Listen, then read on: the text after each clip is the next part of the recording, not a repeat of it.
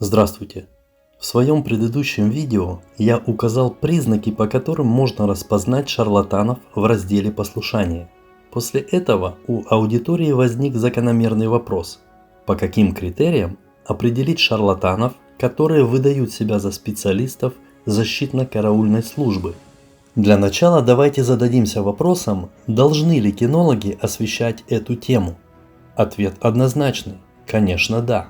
Ведь если разного рода деятели хитростью убедят неопытного владельца, что его собака готова к охране и защите, то все это может закончиться плачевно, как для собаки, так и для ее владельца, если они попадут в экстремальную ситуацию.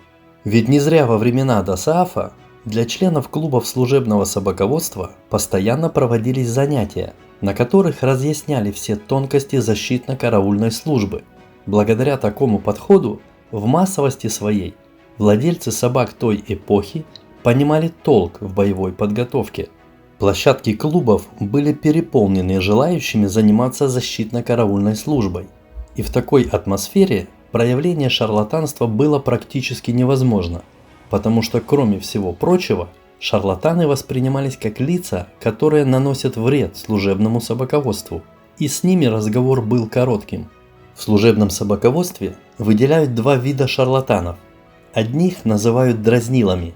Это псевдоспециалисты, которые пытаются работать на злобном состоянии собаки, но не зная ни последовательности боевой натаски, ни ее тонкостей, только портят собак.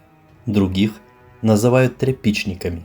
Они зацикливают собак на тряпичной амуниции и этим создают иллюзию противостояния с противником. В наше время дразнилы встречаются крайне редко. Это связано прежде всего с тем, что современные кинологические организации отказались от разведения собак злобного типа, а вот тряпичников вы встретите в каждом городе. Стоит сказать, что разгул шарлатанов-тряпичников начался во второй половине 1990-х годов. К тому времени система служебного собаководства ДОСААФ была разрушена до основания. Владельцы собак были брошены на произвол судьбы, и их образованием никто не занимался. И настал просто маскарад шарлатанов. Каких только шоу не насмотрелся народ в те времена. Иллюзия атак в горло, в пах, в голову и прочие цирковые выступления тряпичников заполонили все кинологическое пространство, начиная от дрессировочных площадок и заканчивая стадионами. При этом все эти деятели преподносили себя как специалистов по боевой подготовке, хотя не понимали в ней абсолютно ничего. Видеокадры 90-х четко дают понять, что любой аспект работы собак, подготовленных тряпичниками, не имеет ничего общего с боевой подготовкой. Если посмотреть на технику работы фигурантов, то очевиден тот факт, что в ней даже нет и намека на боевой аспект. Все их действия не более чем шоу-представление для развлечения публики. Если проанализировать внутреннее состояние собак и то, как они проявляют хватку, то становится все предельно ясно. Это обычная игра, в которой фундаментом является зацикливание на тряпичной амуниции. Вся эта бутафория совершенно противоположна учению о натаске боевых собак, которое, к слову сказать, во времена ДОСААФа было разложено по полочкам настоящими профессионалами, кинологами армии и милиции, имеющими огромный боевой опыт. Но, увы, со второй половины 1990-х годов защитно-караульная служба, которая строилась на безупречном послушании, канет в лето, а шарлатаны пропитают иллюзией всю современную кинологию, в которой неопытным владельцам собак очень сложно найти ответ на вопрос, какая она настоящая боевая подготовка. Итак, давайте перейдем к тому, как распознать шарлатанов в защитно-караульной службе. В своем прошлом видео я говорил о том, что в разделе послушания шарлатаны всегда обманывают неопытных владельцев, показывая им фокусы, которые служат для того, чтобы создать иллюзию результата. В случае с защитой и охраной все аналогично. Шарлатану нужно показать фокус, чтобы убедить неопытного владельца, что его собака готова к боевому применению. Как бы это странно ни звучало, но фокусом в этом случае является противостояние с условным противником. Весь секрет шарлатанства заключается в том, что научить кусать защитную амуницию можно любую собаку, даже самую добрую и трусливую. Для этого используются игровые методики. С их помощью для неопытных в кинологии людей шарлатан создает иллюзию, что собака готова вступить в борьбу с противником. По каким же критериям определить, что перед вами шарлатан? Дразнил я даже не буду рассматривать. Это практически исчезнувший вид шарлатанов. А деятельность тряпичников я объясню наглядно при помощи видеокадров, на которых я играю со своими собаками. Для лучшего восприятия информации на этих кадрах будет надпись «Я и моя собака». Основной показатель, что перед вами шарлатан, заключается в том, что он с первого же занятия приучает собаку хватать тряпичную накладку, держа ее в руках. Вначале с собакой играют на привязи, акцентируя ее внимание на накладке и убеждая, что действия фигуранта не несут в себе ничего плохого. Постоянное занятие в таком русле то, что называется, зацикливают собаку на тряпке. После того, как собака начнет проявлять стабильную хватку, эту же накладку надевают на руку, и иллюзия готова. Для неопытного владельца создается впечатление, что собака атакует руку. А надев накладку на ногу, шарлатан будет имитировать, что собака атакует нижнюю часть тела противника. При этом тряпичник будет рассказывать сказки о том, что ничего страшного, что собака несколько раз схватит тряпку из рук. Дескать, так формируется культура хватки, атакующая техника и прочие элементы боевой подготовки. Для большей значимости шарлатаны делают акцент на глубине хватки, возводя это в некий показатель уровня своей работы. Но не обольщайтесь этими сказками. Это искусственная хватка, которая не имеет никакой ценности для боевой собаки. Она развалится при первом же серьезном давлении. Все это многократно было доказано на соревнованиях клуба «Каскад», где все шарлатанские уловки попали под холодный душ. И каждый присутствующий задумался о том, что такое настоящая рабочая собака и что такое боевая хватка. Знаете, почему шарлатаны бравируют искусственной хваткой полной пастью? Потому что больше им нечем похвастаться. Запомните, сделать искусственную хватку полной пастью при помощи игровых методик – это очень простая задача, с которой справится любой начинающий кинолог. Шарлатаны не останавливаются на накладке, и для максимально красочной иллюзии накладку заменяют более объемной игрушкой, к примеру штанами. И неискушенные в кинологии люди всю эту бутафорию воспринимают как настоящую атаку в ноги. Для разнообразия штаны можно поменять на куртку, и собака будет не против поиграть и с такой игрушкой. Понимаете, в чем суть? Для собаки нет разницы, какая амуниция на фигуранте – защитный рукав, костюм или скрытые накладки, поверх которых надета обычная одежда. Собака все это воспринимает как игрушки. Сейчас я вам предлагаю посмотреть на то, как выглядит голая правда шарлатанской деятельности и разобраться с несколькими важными вопросами. Для этого я уберу защитный костюм, с помощью которого пускается пыль в глаза неопытным владельцам, а вместо него возьму мячик. Итак, следуя шарлатанскому подходу, вначале я поиграю со своей собакой на привязи, приучая хватать мяч, держа его в руках. При этом еще и позанимаюсь тем, чтобы собака стремилась проявлять хватку полной пастью, постоянно углубляясь в захвате. Затем этот мяч я привяжу к руке и поиграю в такой манере. Для разнообразия можно мяч прикрепить к ноге. После того, как игра на привязи сформирована, я поиграю с собакой в свободном состоянии, выполняя мнимое задержание в ногу или в руку. Для зрелищности можно добавить различные ухищрения, не давая собаке схватить мяч, и тешить себя иллюзией, что этим развивается атакующая техника. Для пущей важности можно сымитировать задержание в шею и таким образом развлекаться с собакой. Все это и подчеркивает суть шарлатанского подхода. На каком месте находится игрушка, туда собака и будет проявлять хватку. Можете надеть игрушку хоть на голову. Собаке абсолютно все равно, куда за ней прыгать. А теперь ответьте сами себе на вопрос. Если чужой человек играет с собакой таким образом, то можно ли это воспринимать как боевую подготовку? Ответ очевиден. Задайте себе еще один вопрос. Что поменяется, если в руках у фигуранта вместо мячика будет защитный рукав, куртка или штаны? Абсолютно ничего. Все это будет такой же безобидной игрой. Следующий вопрос. Что изменится, если фигурант не будет держать в руках защитную амуницию, а наденет ее на себя? И в этом случае ничего не поменяется. Все это как было игрой собаки с большой тряпкой, так ей и останется. Понимаете, в чем суть?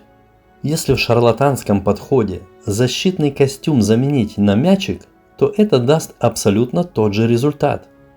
Но не будет фокуса для неопытного владельца. Ввиду этого защитный костюм служит инструментом, создающим иллюзию борьбы с человеком. Поэтому не обольщайтесь, когда вы увидите, как ваша собака выполняет задержание. Можете даже и не сомневаться. Если специалист начинает занятие с того, что приучает собаку хватать накладку с рук, а после эту накладку надевает на руку или ногу, имитируя задержание, то перед вами без всяких сомнений шарлатан-тряпичник. Но стоит ли считать такие методики шарлатанскими? Конечно же нет. Шарлатанством является то, что их выдают за боевые. Сами по себе игровые методики прекрасно зарекомендовали себя при подготовке к спортивным рингам, к разного рода показательным шоу, но к боевой подготовке они не имеют никакого отношения. А теперь давайте разберемся, какой именно вред наносят такого рода занятия, если их рассматривать через призму боевой подготовки. И тут все очень серьезно. Выше озвученные действия ломают самое главное – фундамент защитно-караульной собаки, а именно так называемое включение. Сейчас я объясню, о чем идет речь. Для качественного несения защитно-караульной службы собака должна включиться в боевой режим по первой же команде проводника или же при малейшей провокации со стороны недоброжелателя. Но тут есть один очень важный момент.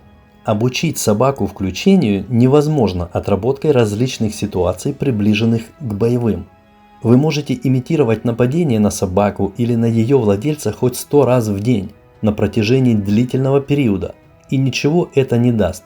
Все это бесполезная трата времени. Иначе нам бы не попадались кадры, которые сейчас вы видите на экране. Это явный пример того, что у собак полностью отсутствует включение. Людям, не посвященным в тонкости боевой натаски, очень тяжело понять, как полицейские собаки могут демонстрировать такую ужасную работу. И можете даже и не сомневаться, эти собаки огромное количество раз отрабатывали на тренировках различные ситуации, приближенные к боевым, но в реальной ситуации их работа рассыпалась. И совершенно неважно, то ли эти собаки откровенный брак, то ли подготовка никудышная. Факт остается фактом. У собак отсутствует включение в боевой режим. Да, безусловно, включение обусловлено генетической предрасположенностью, но, тем не менее, неправильными занятиями его можно поломать даже самой одаренной от природы собаке, и оно уже не будет стабильным. Суть заключается в том, что включение достигается только путем раскрытия злобы и формированием недоверия к посторонним. Именно это позволяет собаке при первой же необходимости проявить агрессию по отношению к недоброжелателю и вступить с ним в бой. Выходцы из системы ДОСААФ помнят, как в те времена начиналось обучение защитно-караульной службе. Первым делом собаку приучали к команде «чужой», которая является сигналом, запускающим боевой режим. Другим подобным сигналом является провокация недоброжелателя. А вот команда «ФАС» для собаки являлась сигналом схватить противника, но к ней переходили только после того, как включение перешло в устойчивую модель. Стабильное включение – это основа боевой подготовки. Без него любая беготня на костюм не имеет никакой ценности. Те, кто застал времена ДОСААФа, помнят, что клубы на постоянной основе передавали собак для службы в пограничных войсках. При этом, когда инструктора пограничных войск проводили проверку, то они не смотрели, как собака проявляет хватку или бегает на задержание. Все это никого не интересовало. Единственное, на что обращали внимание, это включение. И если у собаки оно было ярко выражено, то этого было достаточно, и ее забирали для службы в армии. А если нет, то собака признавалась непригодной. Для такого рода проверки профессионалам нужна всего лишь 1 минута. И этот факт красноречиво подчеркивает основную суть правильного подхода в защитно-караульной службе, а именно то, что грамотный и честный кинолог никогда не возьмется за обучение собаки, непригодной к этой службе. Но у шарлатанов совершенно другой подход. Они берутся за любую собаку, а далее приступают к фокусу и показывают владельцу, как его собака бежит в мнимую атаку на тряпку. Поэтому и начинают постановку хватки, давая накладку с рук. И именно этим они на корню убивают фундамент рабочей собаки, которым является включение в боевой режим. Также игровыми методиками они ломают и само оружие защитно-караульной собаки – боевую хватку. Если это объяснить простыми словами, то шарлатан как бы говорит собаке: «Схвати тряпку, а я тебя за это похвалю». Далее он просит собаку удерживать тряпку, и я тебя еще больше похвалю, и ничего плохого я тебе не сделаю. А в боевой подготовке подход кардинально другой. Собаки говорят: если ты меня укусишь, то я тебя ударю. Укусишь меня еще раз, то я тебя ударю еще сильнее, и ничего хорошего от меня не жди. Это и есть путь раскрытия боевой собаки. Он делается грамотно и не спеша, но именно в таком русле. Улавливаете разницу? Шарлатан обманывает не только владельца, а еще и собаку, и формирует иллюзию. А профессионал говорит правду. Он раскрывает потенциал собаки и выявляет то, на что она способна в действительности. Думаю, вы понимаете, что ответ на вопрос, что является шарлатанством в защитно-караульной службе, напрашивается сам по себе. Шарлатанство выражается в 2 моментах. Первый – это когда берутся за обучение собаки, непригодной к защитно-караульной службе. А второй – это когда игровые методики выдают за боевые. Еще один часто задаваемый вопрос – можно ли, занимаясь защитно-караульной службой, использовать защитный костюм? Я уже не раз отвечал на этот вопрос. В бытовой дрессировке для собак гражданских лиц многие кинологи используют защитный костюм, при этом работая с собакой на агрессии и соблюдая все нормы защитно-караульной службы. Но даже в таком случае это нельзя считать боевой подготовкой. Боевая подготовка – это соблюдение каждой мелочи и специальной амуниции в том числе. Резюмируя все вышесказанное, стоит сказать, что на дрессировочных площадках занимаются разными направлениями. Готовят собак для спорта или показательных выступлений с элементами шоу, используя при этом различные методики, и игровые в том числе. И ничего плохого в этом нет, но при этом честные кинологи называют вещи своими именами, а не выдают игру за боевую подготовку. С вами был Петручок Владимир. Всего вам доброго, до новых встреч!